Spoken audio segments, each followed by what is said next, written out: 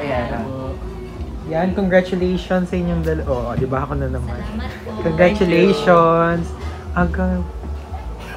Sige, susundan ko. Ano yung mga naging preparation nyo dito sa album nyo na to? Bakit nyo naisipan na ayun yung mga song na napili nyo? Gets? Actually, ano naman siya,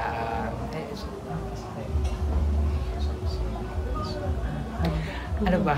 Kasi yung songs, hindi namin siya pinili. Okay. Binigay siya sa amin. Parang siya naging assignment po sa amin na gawing Jamie-alize. Yeah, yun. Ano ba yung kakaiba? Kasi sinabi nyo kanina sa baba na parang hinaluan nyo siya ng version or ng timplang Jamiel. Ano ba yun? Ano yung specifically na, ano ba yung Jamiel na version na yun? Ano yung kakaiba sa inyong dalawa?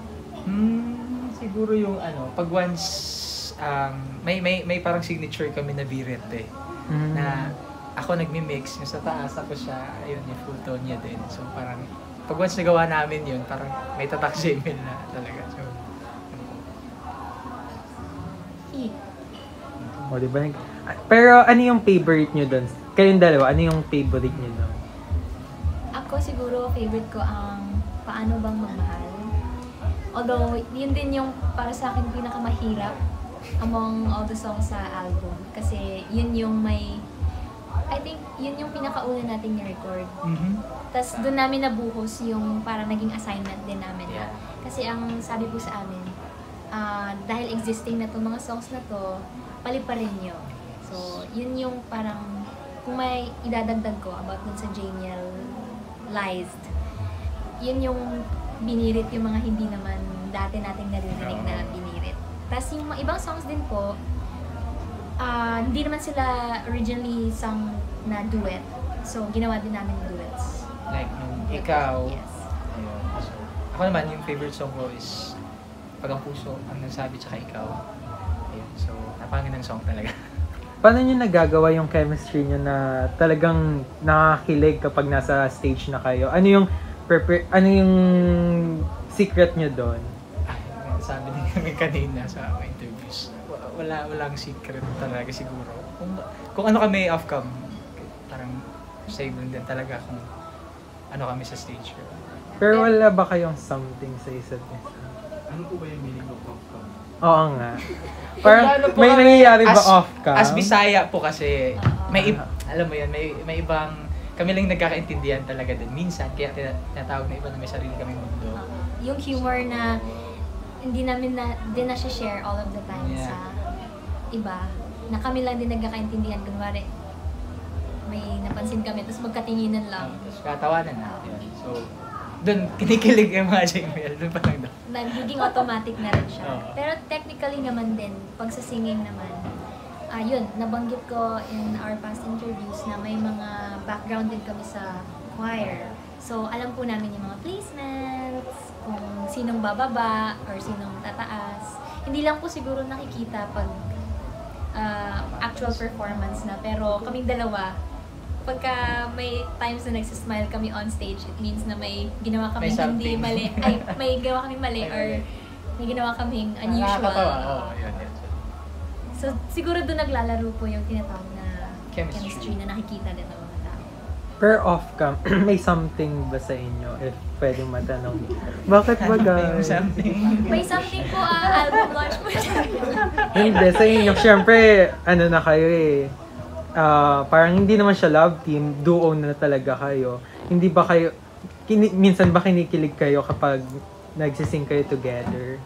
Oo, may times na syempre, puro love songs yung kinakanta namin. So, syempre, kailangan isa puso at isa isip mo yung kinakanta mo.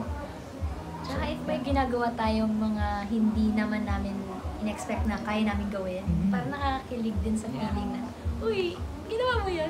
Nagawa namin dalawa, mga ganung bagay. Pero ano yung favorite niyang dalawang kanta? Na wala sa album niyo? Ako yung From This Moment talaga. From This Moment. Na performance namin sa Talk na alam mo.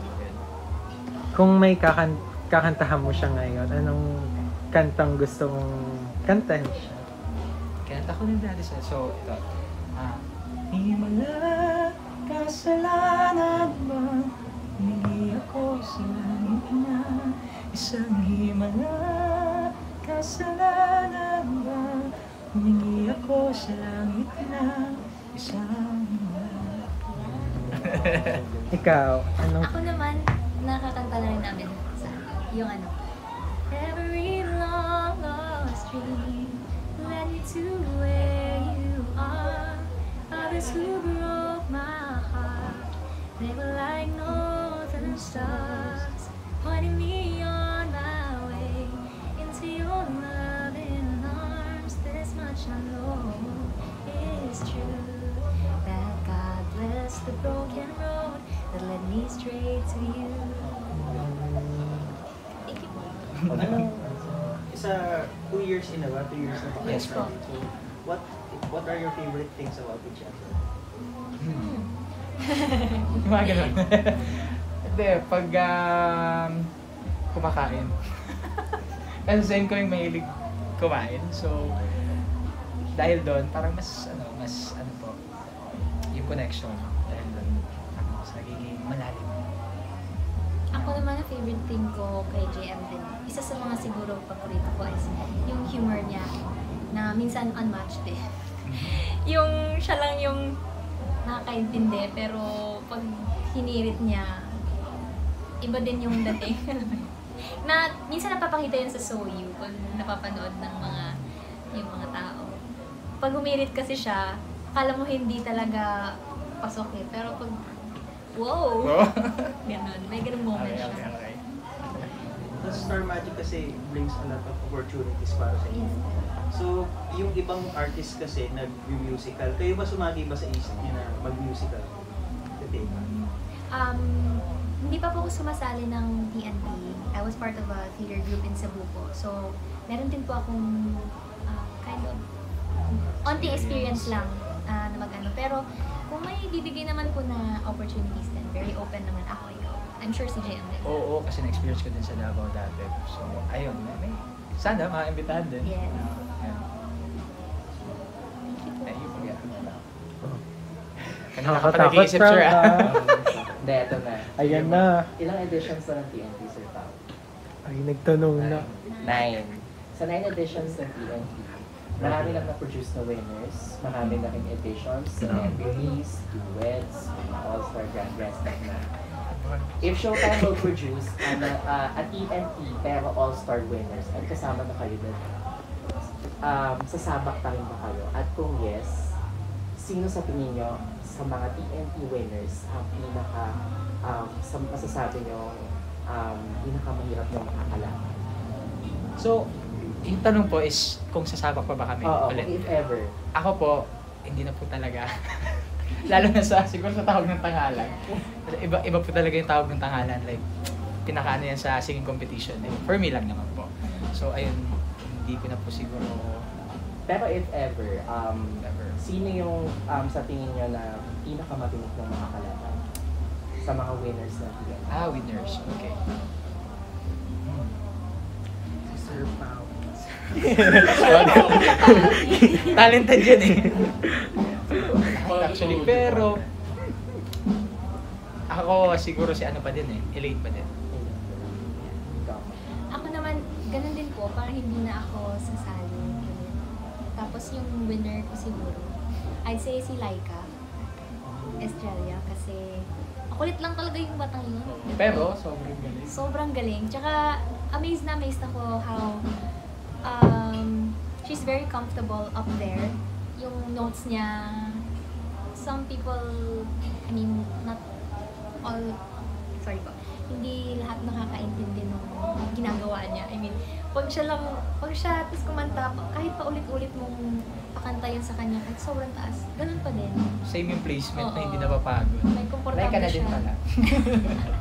May Lady magagaling Laika. naman sila lahat, pero feeling ko si Laika yung if ever. May dream project ba kayo na gusto nyo matupad?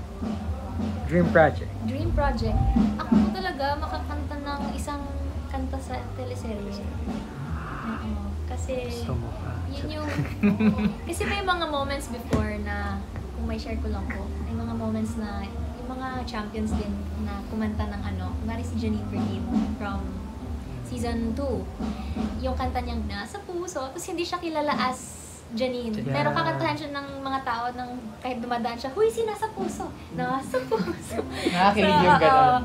Nanonood siya or nakikinig siya. So, pangarap din po namin na magkaroon ng gano'n. One day. Ikaw. Ano pa, aside sa yun na teleserye, tsaka Sir Pawi, teleserye, sir ha? Sino ako makasama sa actors? And then, ako naman, nasabi ko palagi, since hindi pa naman siguro nangyayari, makapag-concert po dito sa Philippines, tsaka international, malaki yan talaga. Yes. Malaki ang venue. Ayun, para sakto na kami lahat ng JBLs. Question ko lang po, kanina po na or nasabi niyo po na hindi po kayo yung pumili po ng mga kanta niyo po sa album, no? So, if you're given a chance po to pick your songs po dun sa album niyo po, ano po yung mga songs po na ito? Like, nagawa na po ba ng mga songs? Tapos, Yes. Ako hindi ko pa po Hirap pa. naiisip. Pero kung siguro, actually na-open din sa akin na kung pwedeng ihabol ko yung isang own composition. Pwede din pong kaso hindi ko siya natapos. At hindi ko ma-submit din. Pero nag-usap kami na kung may idea siya na may share din sa akin about journey lang namin na maging part din ng album. Na-consider naman din po pero siguro sa next na lang po ulit. abangan niyo po. Yes. Ayun. Yung tinanong ko, yung about sa song, kakantahin mo sa kanya, Himala. Inisip ko lang kung ano yung lyrics nun. Parang napakalayo. Bakit Himala yung gusto mong kantahin? Parang naging himala siya sa buhay ko, syempre, na, alam mo yun, dati kasi, yun, sabi ko kanina, na parang, akala namin wala na yung career namin, Yes. ganun. Tapos, himalang nangyari na dumating siya. Yan lang po yun. Ano yung naramdaman nyo nung akala nyo wala na yung yung time na akala nyo hindi na kayo aangat? Ano yung naramdaman nyo nun that time? Tamang turn. Ago na. Ako Take po, care. kasi I'm from Cebu. So, nung pandemic po, umuwi talaga po ako ng Cebu. And medyo nagkaroon na rin ako ng, nag-establish na rin po ako ng life doon. Na, syempre, kumakanta pa rin. Pero, hindi na yung katulad dito na almost every day or every week. Frequent yung ganap. So, malaking bagay talaga na nagkaroon ng tawag na kaling duets kasi naalala din ng mga tao kung sino kami as artists, kami from season 1 and season 3 na ay oo nga pala, may Mariel nga pala or may JM nga pala. So, ayun po. Actually, isa din pala yun sa mga purpose natin na, na sumali, para magpakilala lang ulit. Tapos, ayun. Without any Yeah, expectations expectations. sa heart o sa mind. Parang sumali lang dahil gusto namin i-try. Yeah. Pero siguro God had plans talaga for us. Na andito na rin po kami. Thank you po. Ito kung Singer in Love, ito na yung ikasampung event nyo na sold out. So, sobrang init ng pagtanggap ng mga senior fans bukas, meron ding delayed live stream sa via I Want Tickets, right? 6 p.m. tomorrow. So, anong mensahe niyo para sa mga junior fans? Sige, ako po nagpapasalamat po ako. Endless po ang pasasalamat ko sa inyong lahat kasi nag-oo po kayo na suportahan po kami as Mariel, as JM, and as Jamiel. Hindi man po namin kayo mapagbigyan like isa-isa. Marami pong invitations here and there, pero sinisikap naman din po namin na i-meet lahat sila. Pero yun nga po, thankful kami kasi nag-e-effort talaga silang lumuwas. Galing pa sila ng kung saan-saan panig ng Pilipinas. Minsan, pag natataon, may mga from abroad din na umuwi talaga para mapanood kami. So, maraming salamat po sa inyo at sana ay masaya po kayo sa pagsama po sa amin sa journey na to. Ayun, gusto ko lang po sabihin din na sobrang na-appreciate namin kayo isa-isa. Hindi man po namin kayo pasalamatan isa-isa din, but thank you so much po with all of our hearts. Sa lahat po ng, effort sa ano pa lang, sa pagtitipi pa lang, yung mga ganong bagay, napakalaking bagay po na pagpapatrend sa amin palagi. Thank you so much po. And syempre sa pagpunta sa mga concerts like this. So thank you so much, and sana ay palagi pa po namin kayo mapasaya. Thank you po. Iba yung attention, effort, energy na binibigay po nila sa amin. And syempre yung mga titas natin, yun talaga yung medyo na kami na yung may kinukurot talaga ang kurot puso. yung heart. Lalo pag kunwari kanina, she's 81 years old or 84 years old. Naalala niya na So makapunta lang. So salamat po. After na itong album launch, susunod na yung concert sa August, tama? So, yung mga preparations na kayo ginawa para dito? Ano po, may ilang mga songs na pinitch na po din namin para ma-include sa mga song list po. Pero hindi pa talaga sila finalized. So, Nasa ano pa din, sa mga pag-research pa din ng mga songs, Yes. finalize ng mga songs. So, pero happy tayo na may title na and oh yeah, tama. Any Go po. any collaboration gusto niyo maka-collab na OPM artist? Pwede na sabihin, sir. As a Pwede concert na po yan. ba? Or Sa concert. gusto namin? Gusto po namin. Gusto niyo maka-collab. Gusto lang namin. Sige. Gusto lang, wala pa naman yung sa concert. Alright. Ako, nabanggit ko din sa isa sa mga interviews. Ate Jonah, si Sir Gary, and Sarah G. Yun talaga po sa akin. Ako naman, si Sir Ogie, nag-compose ng Magpakailan naman. And internationally, si Dimash. Kapal na mukha. Pino Dimash. Manlilito sila. Ayun. Ayun po. Thank you. Yan lang. Congratulations. Okay na po. Thank you so much. Salamat. Salamat Nanood po din kayo? sa pagpunta. Saan po kayo ba? Dito. Dito.